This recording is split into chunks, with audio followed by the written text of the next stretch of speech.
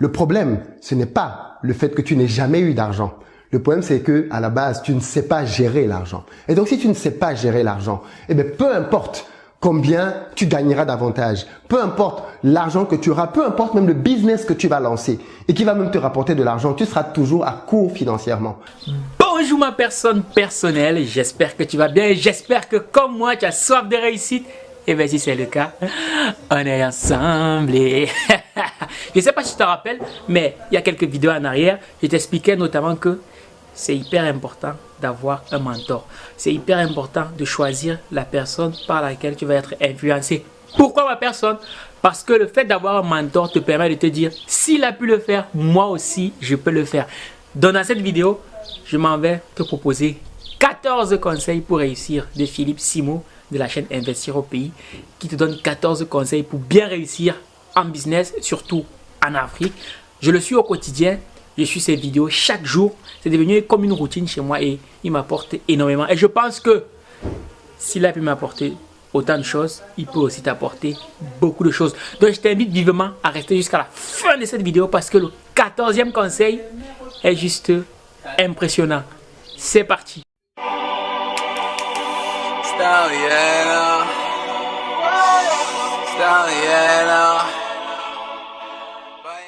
Le pauvre, c'est quelqu'un qui, première erreur, échange son temps pour gagner de l'argent. Voilà pourquoi le pauvre est très souvent salarié. C'est-à-dire que il te donne du temps et en contrepartie, tu lui verses un salaire. Ça peut être 8 heures, 9 heures, 10 heures de temps par semaine et à la fin du mois, il a un revenu à cause du temps et du travail qu'il a fourni pendant cet intervalle-là. Alors ça, c'est un système bien évidemment dans lequel tout le monde, du moins beaucoup de personnes passent. Et c'est un système qui est très dangereux parce que malheureusement, peu importe ta bonne volonté, une journée n'a que 24 heures. Et comme tu échanges ton temps pour avoir de l'argent et que le temps n'est pas extensible, tu ne peux pas augmenter de manière infinie l'argent que tu vas gagner. Tu peux quitter une entreprise pour aller vers une autre et tu auras une augmentation de ton salaire, donc tu seras payé un peu plus cher pour le même temps de travail que tu vas pouvoir consacrer, mais tu seras toujours dépendant de ce temps-là. Donc ça veut dire que si tu arrêtes de travailler demain, par exemple, eh bien tu es foutu. Et donc, ce que les riches font justement, c'est que les riches créent des systèmes. Des systèmes dans lesquels l'argent tourne quand ils ne sont pas là. Et les riches sont des producteurs et les pauvres sont des consommateurs. Je ne sais pas si tu as remarqué, mais pour beaucoup de personnes, le schéma classique de la vie, c'est j'ai une rentrée d'argent, le salaire, les aides, les parents, tout ce que tu veux. J'ai une rentrée d'argent et derrière, je n'ai que des sorties. Ça, c'est le schéma typique de la pauvreté. C'est-à-dire, j'ai une seule source qui me génère de l'argent et derrière, j'ai une infinité de sources de dépenses. C'est ça qu'on appelle un consommateur. C'est quelqu'un qui est tout le temps en train de consommer. Un producteur de richesse, c'est quelqu'un qui produit quelque chose que les autres achètent. Et un producteur de richesse, justement, c'est un entrepreneur. C'est quelqu'un qui apporte une valeur en contrepartie de l'argent. Et ça, c'est ce que tous les riches sur la planète quasiment font. Quand ils ne sont pas héritiers, bien sûr. Mais les riches, généralement, ont des entreprises qui génèrent pour eux de l'argent de telle sorte que même quand ils ne sont pas là, l'entreprise continue de travailler. Et puis, la troisième différence que je vois entre les riches et les pauvres, qui font que certains pauvres demeureront pauvres, c'est que les pauvres investissent dans le matériel, les riches investissent en eux-mêmes. C'est-à-dire qu'un pauvre, ça ne va pas le gêner d'aller acheter un costume des Fursac. Allez, je m'achète un beau costume des Fursac à 800 euros. Mais si tu lui dis de payer 500 euros pour se former, il va te dire non, c'est cher. Le pauvre, il va économiser son argent pour aller acheter quelque chose de matériel. Il veut aller acheter un appartement, il veut aller acheter une maison, il veut aller acheter une voiture, il veut aller acheter un sac, il veut aller acheter, je sais pas moi, une chaussure, quelque chose de matériel. Généralement, le pauvre est reconnu à ça. Lui, il investit sur le matériel. Le riche, non. Le riche investit sur lui parce qu'il sait qu'il est sa ressource la plus précieuse. Et donc, plus il va s'enrichir lui intérieurement et plus il va gagner d'argent. Il y a un lien très direct entre ce que tu sais aujourd'hui et ce qu'il y a dans ton compte en banque. Si tu savais beaucoup plus de choses et si tu étais davantage développé à l'intérieur de toi-même, tu gagnerais certainement beaucoup plus d'argent. Le problème, c'est qu'aujourd'hui, tu ne l'es pas. Donc, tu as le revenu que tu mérites. Crois-moi, tu es la moyenne des 5 personnes avec qui tu passes le plus de temps. Si tu passes le temps avec 4 milliardaires, tu seras le 5e milliardaire. Ça, c'est certain. Parce que les 4 milliardaires vont t'ouvrir les yeux, ils vont te donner les opportunités, ils vont t'introduire dans des milieux et tu vas finir par réussir. Et parfois, on a souvent dit, oui, les Noirs ne font pas ci, les Noirs ne font pas ça. Mais est-ce que les Noirs croient au réseau? Est-ce que les Noirs croient à la puissance du réseau? Est-ce que nous y croyons? Les Noirs vont à l'école uniquement pour avoir le diplôme. Alors que je me suis rendu compte quand j'étais en école d'ingé que mes camarades blancs étaient tout le temps dans les histoires de réseau. Dans l'association de ci, dans l'association de ça, l'association des anciens élèves, ainsi de suite. Et au final, les gars avaient les postes. Pendant ce temps, le gars, lui, il est en train de faire les calculs Pythagore, mathématiques, ainsi de suite. Tu as remarqué peut-être en entreprise que les gens qui ont des promotions, c'est pas les plus talentueux. Ce sont ceux qui font le plus de politique. Donc, ils sont tout le temps à la machine à café, à parler, ainsi de suite, à parloter et à faire du réseau. Toi, que ça énerve, toi qui te prends pour le sachant, eh bien, tu auras que tu ne progresses pas aussi vite que ce gars-là. Il faut que tu comprennes les codes. C'est pas toi qui vas changer le monde. Comprends comment il marche. Adapte-toi et serre-t'en pour atteindre tes propres objectifs. Le réseau va te changer la vie. Puis, cinquième et dernière astuce, limiter les dépenses pour les divertissements. Je sais qu'on est dans une société dans laquelle on est beaucoup dans la légèreté. On est tout le temps en train de penser à s'amuser, surtout en Occident en plus. Même maintenant en Afrique, le fléau c'est la bière. Les gens boivent tout le temps la bière. Sortis d'école, boire la bière. Sortis du travail, boire de la bière. Donc il y a tout le temps cette notion de boire de la bière. Un autre délit pour les jeunes, c'est les boîtes de nuit. Tous les week-ends en soirée, ainsi de suite. J'aime bien souvent le dire pour que vous vous rendiez bien compte du prix à payer. Depuis que je suis en France, ça fait plus de 12-13 ans maintenant, je n'ai jamais mis mes pieds dans un club. Jamais, au grand jamais. La dernière fois que j'ai mis mes pieds en boîte de nuit, je pense que j'étais adolescent. Oui, je devais avoir autour de 20 ans peut-être. Donc on parle de quelque chose qui a eu lieu il y a bien plus que 10 ans. Je n'y suis plus jamais allé. Je n'ai plus jamais mis mes pieds dans ce genre d'établissement-là. Ça ne veut pas dire que je ne me distrais pas. Au contraire, je pense que je suis quelqu'un qui passe d'ailleurs du temps à s'amuser. Dans le foot, dans la course, dans la natation, dans beaucoup d'autres choses qui me font plaisir. Mais ce sont des choses qui m'apportent réellement quelque chose. J'estime qu'aller en soirée, c'est juste pas utile, quoi. Je m'en foutais éperdument du fait de devoir porter plusieurs fois la même chemise tant qu'elle était propre, ou alors de porter le même jean tant qu'il était propre. L'idéal pour moi, c'était bien évidemment d'être propre sur moi. Et puis basta, le reste n'avait pas d'importance. Je ne m'encombrais pas non plus de téléphones chers ou même d'ordinateurs hyper chers à cette époque-là. Parce que bien évidemment, ce qui importait pour moi, c'était d'épargner au maximum. Et ça, c'est un piège dans lequel beaucoup de gens tombent tout le temps. Vouloir acheter des choses chères. Et tu vas voir beaucoup de nos jeunes qui sont encore, même en études, qui dépensent des fortunes pour impressionner des gens ou alors simplement pour se sentir beau ou belle. Et tu vas voir des gens qui vont épargner beaucoup d'argent pour aller s'acheter des perruques à 1000 €. Alors que l'on est encore étudiant et que cet argent-là, bien évidemment, met en mal même parfois la trésorerie juste parce qu'on veut se faire plaisir. Quand c'est pas des mèches, ce sont des sacs. Quand c'est pas des sacs, ce sont des vêtements ou ce sont des chaussures. J'ai compris très rapidement que toutes ces choses-là pouvaient attendre. En réalité, que je les faisais maintenant ou dans 5 ans, ça ne changeait rien du tout. Donc à quoi ça sert de mettre à mal et d'hypothéquer mon avenir maintenant, alors que dans 5 ans, il y aura toujours de nouveaux gadgets qui me plairont tout autant que ceux qui me plaisaient il y a 5 ans auparavant. Le premier sacrifice donc que j'ai fait, c'était de dire non au bling bling. La phase dans ma vie dans laquelle je me suis focalisé justement à autre chose qu'aux femmes a été aussi une phase dans laquelle j'ai appris à avoir le contrôle sur mon corps. Et j'ai lu tellement de livres et tellement de témoignages de personnes très influentes qui disaient que l'un des grands pièges de tous ceux qui veulent réussir, c'est le sexe. Et ça, je te le dis en toute transparence. Si tu ne sais pas gérer cet aspect de ta vie-là, c'est lui qui va te détruire. Parce que je sais aussi que beaucoup de petits malins veulent devenir riches parce qu'ils se disent qu'avec la richesse, ils vont pouvoir accumuler encore le nombre de femmes avec lesquelles ils vont pouvoir aller. Tu peux le faire si tu veux. Mais la réalité est que tous ceux qui sont passés par ce chemin avant toi, qu'est-ce qu'ils ont bâti? Qu'est-ce qu'ils ont bâti en termes de vie familiale? Quatrième sacrifice que j'ai fait, c'est le sommeil. Je sais qu'il y a des gens ici, je vais perdre beaucoup de gens qui sont des fans de sommeil. C'est-à-dire, tu peux tout leur retirer, mais pas le sommeil. Si tu n'es pas prêt, d'accord, à dormir à 2 heures du matin et à être debout à 5 heures du matin, il faut dire non à la richesse. Parce que toutes les personnes qui ont gagné beaucoup d'argent et qui ont même bâti des choses qui les passionnaient dans leur vie vont te dire qu'à un moment donné, elles n'ont plus compté les heures. Elles ont travaillé de manière acharnée. Elles ont travaillé avec beaucoup de conviction, beaucoup de force parce qu'elles voulaient atteindre certains objectifs. Si tu n'es pas prêt au stade là où tu es aujourd'hui à payer ce type de prix-là, il faut simplement laisser tomber. Parce que clairement, tu es en train de passer à côté de quelque chose de super important. Le sommeil, c'est bien pour se reposer, bien évidemment. Moi, il y a des moments où je dors beaucoup parce que j'ai besoin de récupérer. Mais il faut que tu sois en mesure de pouvoir dormir 3 heures, 5 heures, 6 heures, parfois pendant 1 semaine, 2 semaines, parce que tu es en train de struggle, tu es en train de lutter pour pouvoir accomplir quelque chose. C'est comme ça que les choses se passent. À mon avis, ce que les gens doivent rechercher, ce n'est pas essayer de lire les mêmes livres que tout le monde a déjà lus, mais plutôt de lire des livres qui vont leur correspondre. Mais en réalité, dans le domaine de l'entrepreneuriat, je pense que ce qui est plutôt important de savoir, c'est que tous les livres ne se valent pas et tous les livres ne parlent pas de la même chose. Prenons un cas de figure très simple. Quand tu demandes à quelqu'un quel livre je dois lire pour me lancer dans l'entrepreneuriat, tu as plusieurs livres qui reviennent très souvent dans la liste de pratiquement tout le monde.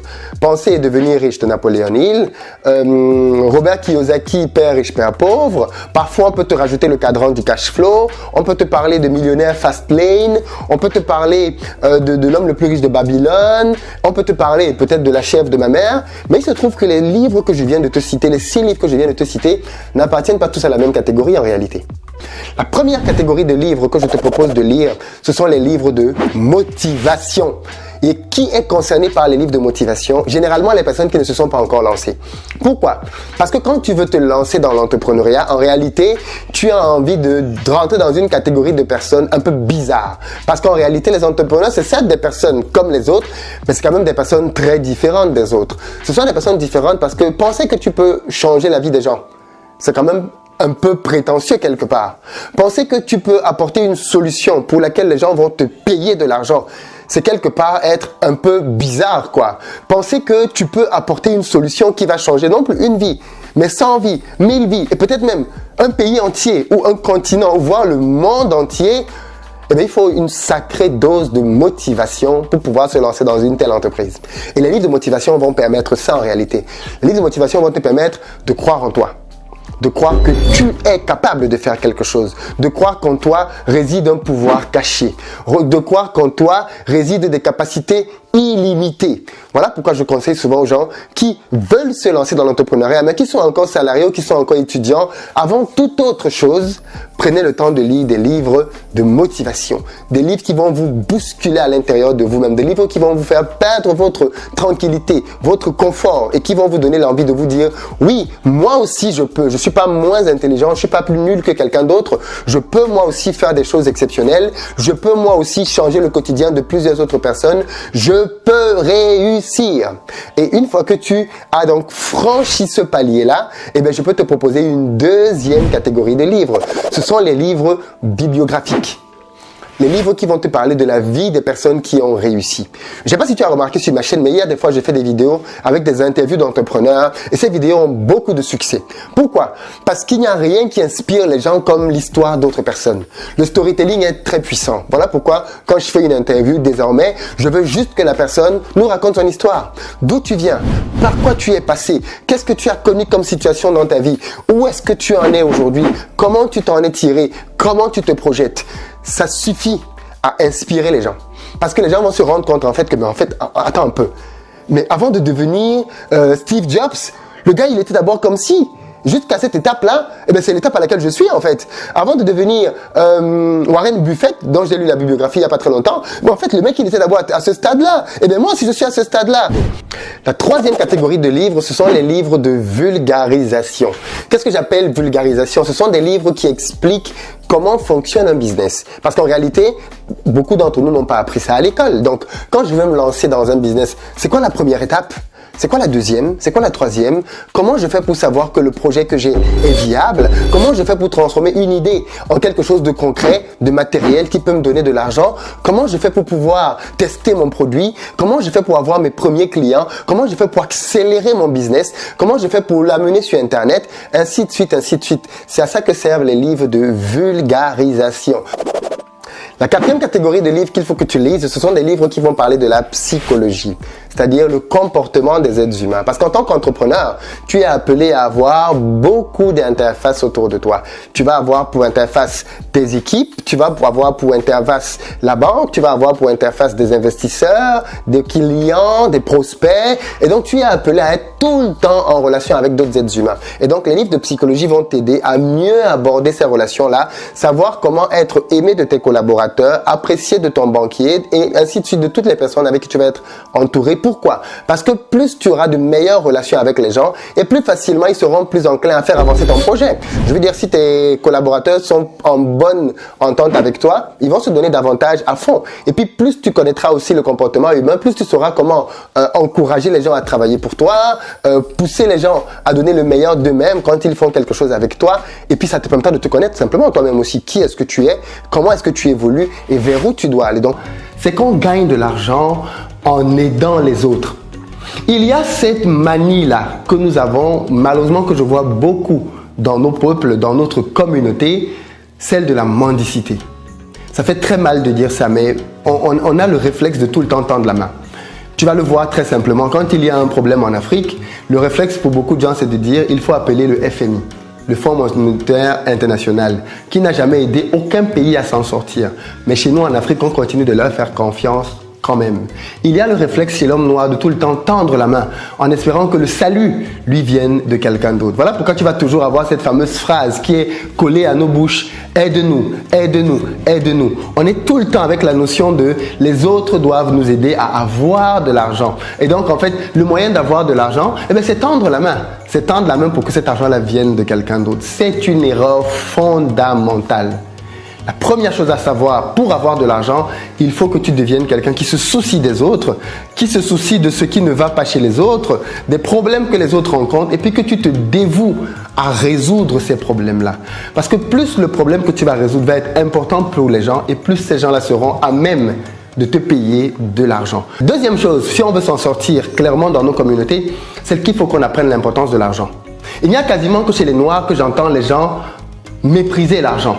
Que j'entends les gens dire « Oh mais tu aimes trop l'argent, oui mais à quoi ça sert même l'argent, vous ramenez tout le temps tout à l'argent ». Et généralement ceux qui disent ça n'en ont pas. C'est quand même bizarre. C'est-à-dire, nous sommes, je pense, l'une des rares, peut-être la seule, enfin pas la seule, il y en a certainement d'autres, mais l'une des rares communautés au monde à avoir complètement négligé l'importance de l'argent dans le monde dans lequel nous vivons. L'argent est fondamental, les amis. On a besoin de l'argent quand tu nais, quand tu viens au monde, à l'hôpital on paie.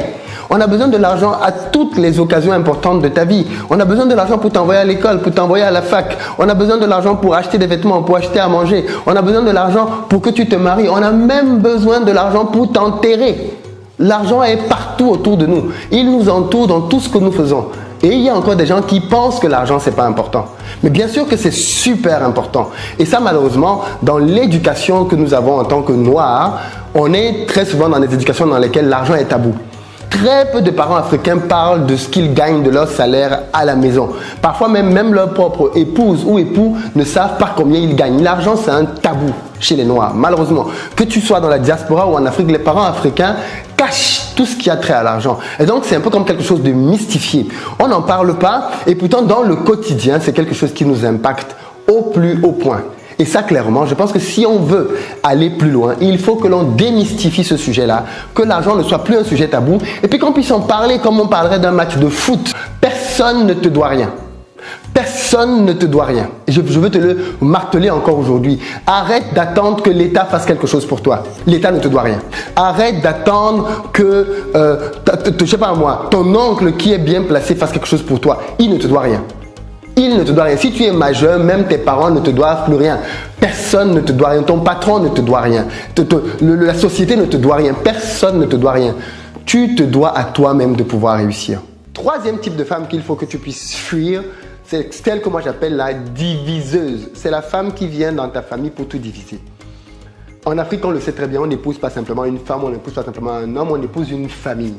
Comment est-ce qu'elle se comporte quand elle vient dans ta famille? Est-ce qu'elle vient et elle commence à bouder telle personne? Est-ce qu'elle vient et elle ne parle pas à telle personne? Est-ce qu'elle te donne des idées qui font que tu te fâches contre les gens de ta famille? Est-ce qu'elle essaie de te manipuler pour te diaboliser les gens de ta famille juste pour t'isoler d'eux? Attention, la femme qui divise est une femme qui va faire de très très grands torts. Parce que c'est une femme qui dit, on a vu des femmes comme ça, qui divisent des familles. Parce que le mari a décidé de suivre sa femme et donc de se mettre à dos toute sa famille. Ça ne veut pas dire que ta famille peut ne pas avoir tort. Attention, on est dans des familles africaines, on connaît nos parents. Un parent peut estimer que, oh, telle femme, franchement, je ne suis pas sûr qu'elle va t'aller. Le parent a le droit d'avoir un doute. D'accord? Il a le droit d'avoir un doute. Mais comment est-ce que ton partenaire réagit? Est-ce que ta partenaire se met au niveau de ton parent et commence à l'insulter? Est-ce que ta partenaire réalise que c'est un parent et il faut quand même lui donner du respect, ainsi de suite, ou pas? c'est là que tu vois l'esprit de division. Est-ce qu'elle te dit, tu dois choisir entre moi et ta mère? Oh, come on.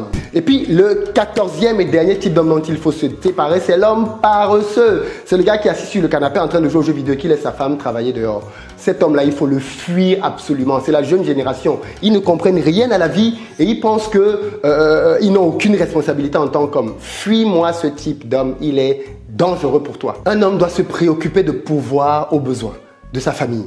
Et je connais des gens qui sont au chômage parce qu'ils attendent un boulot du niveau de leur qualification. C'est quoi cette mentalité? Moi, j'ai appris qu'un homme doit se battre, même s'il allait travailler au McDo, même s'il a un doctorat. Tant qu'il n'a pas trouvé un job du niveau de son doctorat, il ne reste pas à la maison à ne rien foutre. Il va dehors chercher le pain.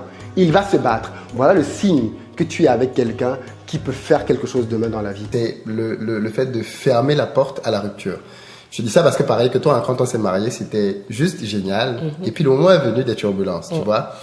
Et je sais que ce qui nous a toujours sauvés, d'un, c'est le fait qu'on était plutôt amis, c'est-à-dire on pouvait se dire les choses, mais le fait que dès le début, on s'était dit, quoi qu'il advienne, on ne se quittera pas. C'est-à-dire, tu peux faire ce que tu veux, je peux faire ce que je veux, mais voilà, on trouvera toujours une solution. Alors bien évidemment, une fois que tu t'es dit ça, tu sais que la séparation n'est pas une solution envisageable, mais ça n'empêche pas que c'est quand même difficile. Oui, totalement. Non, mais il est important de fermer cette porte, comme tu dis. Parce que quand cette porte est ouverte, on a tendance à fuir. D'ailleurs, j'en parle dans ma formation. J'ai consacré un module entier à la fuite. Il faut éviter les fuites. C'est crucial, en fait. Parce qu'on se dit toujours, s'il y a un problème, de toutes les façons, je peux m'en aller du jour au lendemain. La télévision t'empêche de te focaliser sur ce qui est réellement important. Parce que quand tu rentres chez toi le soir, parce que si tu veux créer un business, en réalité, tu dois le faire en parallèle de ton boulot actuel. Et donc, ça veut dire que le soir, quand tu rentres, quand tu as fini de travailler pour ton patron, maintenant, tu dois travailler pour toi-même. Et bien, malheureusement, ce moment-là, c'est un moment où les gens se disent, oh, il faut que je me décontracte. Il faut que je sois relax. Donc, du coup, pour eux, le moyen de le faire, c'est d'allumer un poste de téléviseur et de se mettre devant. Donc, clairement, la télévision, à cause du temps, à cause du moment où tu vas aller vers elle, elle va te défocaliser de ce qui est réellement important pour toi. Et ça, c'est dommage. Parce que si tu veux, depuis des années, tu as des projets que tu nourris dans ton cœur, des projets que tu nourris dans ta vie, mais que tu ne parviens pas à mettre à exécution à cause de cet élément de distraction-là. À cause de cet élément qui finalement te bouffe les heures qui étaient consacrées à créer un projet qui allait changer l'avenir de ta famille, créer un projet qui allait mettre à l'abri du besoin tes enfants, mettre à l'abri du besoin ton couple. Eh bien, tu es en train de sacrifier cela petit à petit grâce ou à cause de la télévision. Pour beaucoup de gens, le marketing, c'est juste quelque chose qui permet de dépenser de l'argent inutilement. Et pourtant, c'est le marketing qui fait vivre en fait les entreprises en 2019. Le problème, c'est que beaucoup de nos entrepreneurs, quand ils gagnent un peu d'argent, soit ils le redépensent sur eux-mêmes. Bon, après, je crois que les nouveaux entrepreneurs comprennent que c'est pas bon. Tu ne prends pas ton salaire pour t'acheter un costume ou pour t'acheter un sac Chanel. Ça n'a pas de sens de faire ça avec les revenus de ton business. Tu es en train de tuer ton business. Donc, du coup, aujourd'hui, ce qu'ils font, c'est que l'argent qu'ils gagnent, ils le réinjectent à 100% pour augmenter leur production. Alors qu'en fait, quand tu es une jeune entreprise, ce dont tu as le plus besoin, c'est pas de beaucoup de production, c'est de la visibilité. Tu as besoin d'être visible. Et en fait, là où tu devrais vraiment concentrer ton effort, c'est de faire connaître ton produit. Et donc, pour ça, tu dois pouvoir t'investir massivement dans le marketing. Tu dois pouvoir mettre une grosse partie de ton budget dans le marketing. Est-ce que tu sais à combien, en moyenne, les grandes entreprises mettent de chiffre d'affaires pour faire connaître leur business dans le marketing? Parce que une entreprise comme Nike, bon sang, Nike est connue, non? Adidas, ils sont super connus. Mais pourquoi ils continuent de brasser des milliards chaque année pour faire des publicités avec Cristiano Ronaldo, Lionel Messi? Pourquoi est-ce que Dior, Chanel, toutes ces grosses marques continuent de payer des acteurs super connus pour faire leur publicité? Ils n'en ont plus besoin, non? Tu me dirais, ils sont super connus. Eh bien, parce qu'ils ont bien compris l'importance du marketing que toi, tu n'as pas compris. Le problème, ce n'est pas le fait que tu n'aies jamais eu d'argent. Le problème, c'est que à la base, tu ne sais pas gérer l'argent. Et donc, si tu ne sais pas gérer l'argent, eh bien, peu importe combien tu gagneras davantage, peu importe l'argent que tu auras, peu importe même le business que tu vas lancer et qui va même te rapporter de l'argent, tu seras toujours à court financièrement. Voilà pourquoi il y a des gens qui gagnaient 2000 €. C'est peut-être ton cas. Galéraient. Ils ont commencé à gagner 2200, ils galèrent encore. 2500, ils galèrent encore. 3000, ils galèrent encore. 100 000 francs, il galère. 150 000, il galère. 200 000 francs, il galère. 500 000 francs, il galère. Pourquoi? Parce qu'ils ne savent pas gérer de l'argent. Donc, la compétence qui consiste à savoir gérer de l'argent est une compétence fondamentale pour l'enrichissement. C'est la base. C'est vraiment la base complète pour quiconque veut s'enrichir. La troisième base qui est vraiment fondamentale, c'est que tu es responsable de ta situation financière actuelle. Pourquoi c'est important que tu admettes ça? Parce que si tu veux, le problème c'est que beaucoup d'entre nous, quand les choses vont mal, on a tendance à dire que la faute est à quelqu'un d'autre. La faute c'est l'État. La faute c'est mon ex. La faute ce sont mes enfants qui me prennent toutes mes épargnes. La faute c'est ma situation. La faute c'est mon employeur qui ne m'augmente pas. La faute c'est mes parents qui ne me laissent pas faire, ainsi de suite. On a tendance à toujours vouloir mettre quelqu'un d'autre au moins co-responsable de ce qui nous arrive. C'est la pire chose que tu puisses faire. Pourquoi? Parce que tu ne peux pas confier la responsabilité de ton avenir à quelqu'un d'autre. Tu ne peux pas continuer de dire que tu es là où tu es aujourd'hui à cause de quelqu'un d'autre. C'est ta responsabilité, à toi tout seul. Parce que même si c'est ton ex qui était quelqu'un de toxique, homme comme femme, c'est quand même toi qui l'as choisi. En le choisissant, tu as dit non à plein d'autres personnes, donc c'est ta responsabilité. L'argent appelle l'argent. Ça veut dire quoi? Ça veut dire que la première étape que tu dois pouvoir faire, d'accord, pour pouvoir t'en sortir financièrement, c'est de pouvoir gagner de l'argent. Donc, gagner de l'argent. Alors, qu'est-ce que j'entends par là? J'entends par là qu'il faut que tu trouves très rapidement un job. Je dis, pour ceux qui n'ont pas de rentrée d'argent actuellement, qui sont au chômage, trouve-toi rapidement un job. Tu as bien compris. Je t'invite à aller au salariat. Oui. Pourquoi? Parce que c'est le moyen le plus rapide de commencer à gagner un peu d'argent. Si tu es au chômage et que ce que tu as envie de faire, c'est lancer un business, alors, à moins que tu n'aies une bonne épargne, comme on va le voir tout à l'heure, je t'invite vraiment à aller chercher un travail. Si tu n'as pas d'argent, comment tu vas gérer tes finances? Tu peux pas gérer zéro. On est d'accord? Qu'est-ce que tu vas gérer avec zéro? 0 égale 0, 0 fois 1000 égale 0. Tu ne peux rien multiplier. On ne peut pas multiplier 0. Multiplie tout ce que tu veux par 0, ça va donner 0. Étape 2, gérer de l'argent. Alors, la première chose qu'il faut faire pour pouvoir gérer ses finances, c'est la toute première chose, c'est tracer tes dépenses. C'est-à-dire quoi, tracer ses dépenses? Tracer tes dépenses. Ça veut dire qu'il faut que tu saches tout ce que tu dépenses dans ta vie. Il faut que tu le saches. Il faut que tu saches où va ton argent. Donc voilà ma personne, on arrive au terme de cette vidéo et devine ce que j'ai entre les mains. Ça c'est mon carnet. Et dans ce carnet, devine ce que je fais. Je note toutes mes dépenses journalières. Donc chaque soir quand je rentre chez moi, au chevet de mon lit, je sors mon carnet et je note les dépenses que j'ai effectuées de la journée. Le fait d'avoir un carnet et de tracer mes dépenses m'a apporté deux avantages. Premièrement, c'est que le fait de savoir que je devais noter une dépense dans la nuit, ça m'a permis de réfléchir à 2 fois avant d'effectuer une dépense dans la journée. Et je t'avoue que ça m'a beaucoup freiné sur certaines dépenses. Et la deuxième chose que ça m'a apporté de noter toutes mes dépenses, c'est que j'ai vraiment réalisé qu'il y a beaucoup plus d'argent qui passe entre mes mains que ce que je pensais. Et ça m'a permis d'augmenter ma capacité d'épargne. Dans ma personne, achète-toi un carnet. Et si tu trouves que tu ne peux pas t'acheter un carnet, utilise le bloc-notes de ton téléphone. Et tu vas voir que c'est vraiment énorme. Donc voilà ma personne, j'espère que cette vidéo t'aura été utile. Si c'est le cas, on est ensemble. Mais n'oublie pas de cliquer sur abonner. N'oublie pas de cliquer sur la chaîne de notification pour pouvoir recevoir ma prochaine vidéo qui va être aussi énorme. Mais aussi et surtout, va en description. Clique sur les liens qui te conduiront directement sur les vidéos sources des conseils que je t'ai proposés parce que tu vas encore apprendre davantage. Donc voilà ma personne, je te dis à ma prochaine vidéo. Minakano. Donc tu comptes sur ton sourire depuis quand ça la nourrit. Tout des fois chaque terre.